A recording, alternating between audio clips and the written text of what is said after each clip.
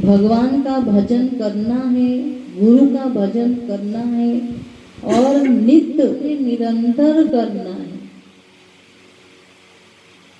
बस यही हम लोगों की गाड़ी रुकी हुई है।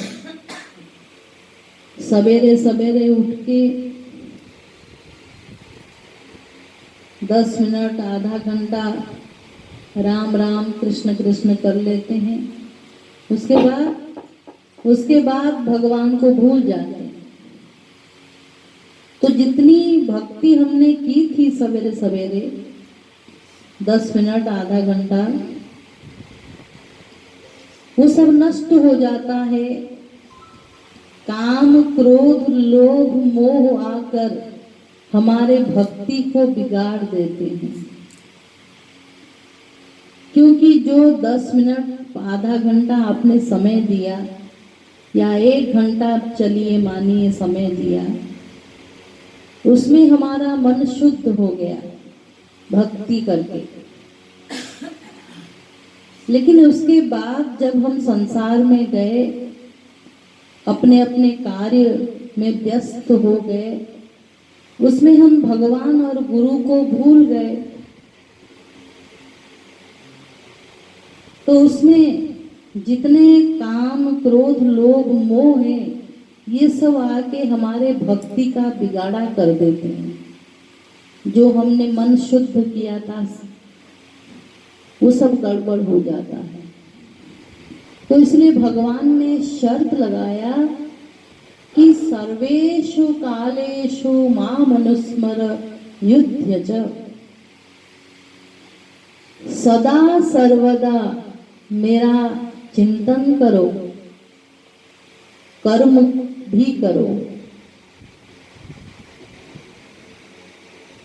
कर्म के साथ साथ भगवान को मत भूलो।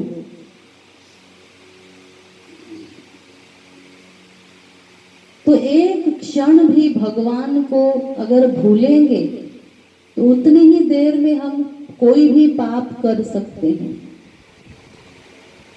पाप का मतलब जरूरी नहीं है कि कोई मर्डर करे तभी पाप होगा, कोई चोरी करे तभी पाप होगा, या कोई झूठ बोले तभी पाप होगा। पाप पुण्य की परिभाषा हम लोग नहीं जानते। जितनी देर हमारा मन भगवान में है उतनी देर हमने अच्छा कर्म किया, और बाकी जितना कर्म किया भगवान को छोड़कर वो सब पाप में चला गया।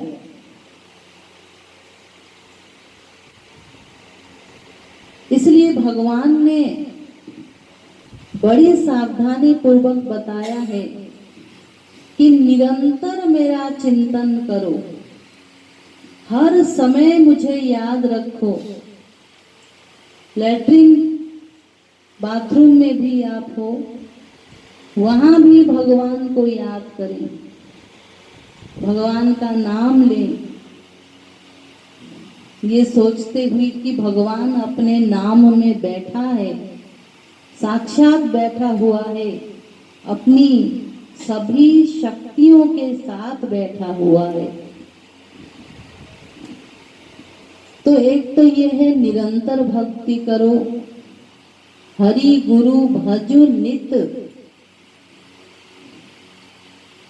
और भाव निष्काम।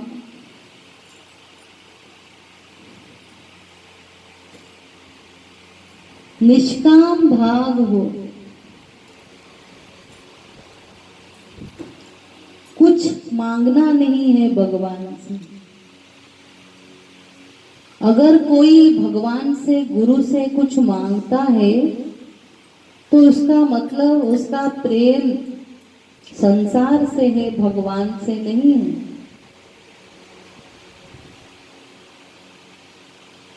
तो भक्ति में पहला शर्त ये है कि कुछ मांगना नहीं है भगवान से गुरु से। अगर भगवान से कहते हैं हे भगवान तुम हमारा ये काम कर दो तभी हम भोग लगाएंगे, तो ये हम भगवान के साथ बिजनेस कर रहे हैं। यानी भगवान से हमको क्या मतलब? हमें तो अपने काम बनाने से मतलब है, संसार से मतलब है, इसलिए भगवान के पास आते हैं, यानी निष्काम भक्ति नहीं करते। इसलिए निष्काम भाव के साथ साथ भक्ति करना ही वास्तविक भक्ति है, असली भक्ति है। कुछ मांग लेंगे तो फिर हम भक्ति की ऊंचाई नहीं चढ़ सकते। इसलिए प्रतिज्ञा कर लो कि आज से हम भगवान से और गुरु से कुछ मांगेंगे नहीं, निष्काम भक्ति करेंगे। तो ये भाव निष्काम हो गया।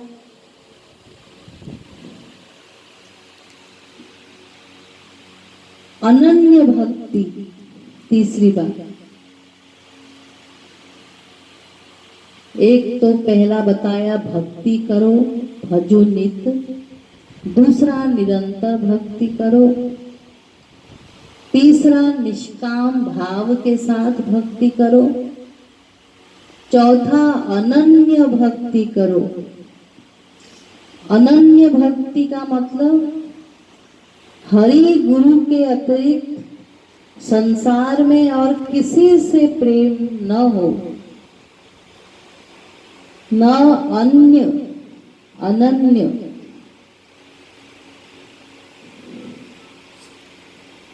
स्त्री हो, पति हो, माँ हो, बाप हो, बेटा हो, बेटी हो, माता हो, पिता हो, अगर कहीं भी हमारा लगाव है, प्रेम है, तो फिर हम अनन्य नहीं है भगवान के। तो अन्य मनुष्यों से भी प्यार नहीं करना है, ये अनन्यता में बाधा है। ऐसे ही अन्य देवताओं से भी प्यार नहीं करना है। राधा कृष्ण और गुरु को छोड़कर अन्य देवताओं की उपासना भक्ति में बाधा है, अनन्यता में बाधा है। वेद कहते हैं यथा तरुर्मूल निषेचनेन तृप्यन्ति तत्स्कन्ध भुजोप शाखाः प्राणोपहाराच्च भवज्जनानां भूत्वा निषेवे तब पादपल्लवम्।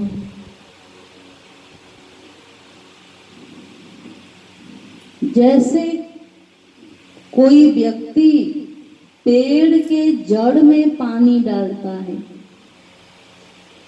क्या आपने किसी को देखा है जो पेड़ के डाल में पानी डाल रहा हो, फल में पानी डाल रहा हो, पत्ते में पानी डाल रहा हो? हर कोई पेड़ के जड़ में पानी डालता है। तो सर्वोपरि जो जड़ है वो राधा कृष्ण है। तो राधा कृष्ण में की ही उपासना जो करेगा, अन्य देवताओं की भक्ति मान ली जाएगी, अपने आप मान ली जाएगी। जैसे पेड़ में पानी डालने पर, जड़ में पानी डालने पर पत्र, पुष्प, फल, फूल, शाखा, प्रतिशाखा, वहां जल पहुंच जाता है। अलग अलग पानी डालना नहीं पड़ता, डाल पर, फूल पर, पत्ते पर। जड़ में पानी डालने पर सब जगह, सब भागों में पानी पहुंच जाता है। ऐसे ही राधा कृष्ण की अनन्य भक्ति करने पर, जड़ में भक्ति करने पर अन्य देवी देवताओं की भक्ति मान ली जाती है।